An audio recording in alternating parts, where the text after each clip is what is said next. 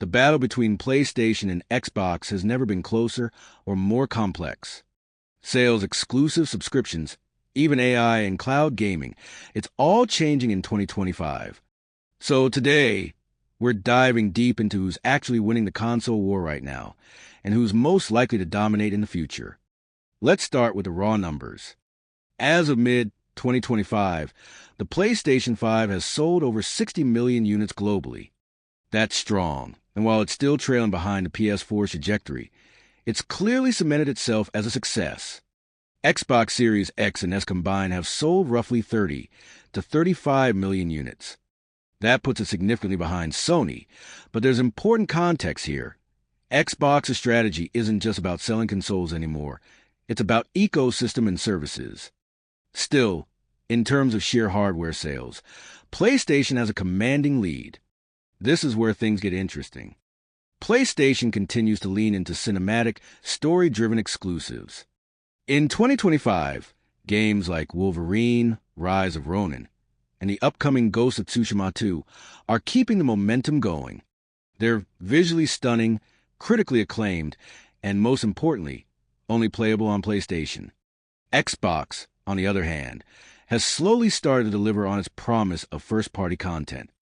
Hellblade 2 and Avowed released this year, and titles like Fable and Perfect Dark are finally getting closer. But even now, Xbox's exclusives often launch day one on PC, so they don't quite drive hardware sales the way Sony's do. Still, Microsoft's buying spree, including Bethesda and Activision, is finally starting to pay off. Starfield updates and the success of Call of Duty on Game Pass are giving Xbox a serious boost. When it comes to subscriptions, Xbox is still ahead. Game Pass remains the best value in gaming, giving access to hundreds of games for a monthly fee, including day one first-party titles. It's even bundled with PC access and cloud gaming.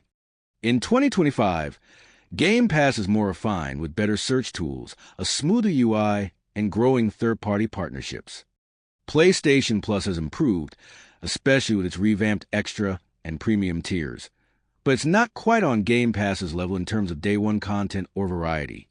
However, Sony's been experimenting with adding retro games, time trials, and even PSVR 2 content, giving it a bit of a unique identity. So while PlayStation wins in exclusives, Xbox takes the edge in subscription services. Sony's also started integrating more with mobile and PC, although it's still slower than Microsoft on that front. Xbox continues to push cloud gaming with xCloud, and the ecosystem-first approach means you can play almost anywhere, console, PC, phone, or TV. Their strategy is less about owning a box and more about owning your playtime. But one of the biggest shifts in 2025 is AI integration. Xbox's Copilot-style assistant for game tips, settings, and accessibility is already live. Sony is reportedly working on its own version, but it hasn't launched yet. If you're looking at the traditional console war, units sold and exclusive games, PlayStation is still in the lead. But Xbox isn't even trying to play the same game anymore.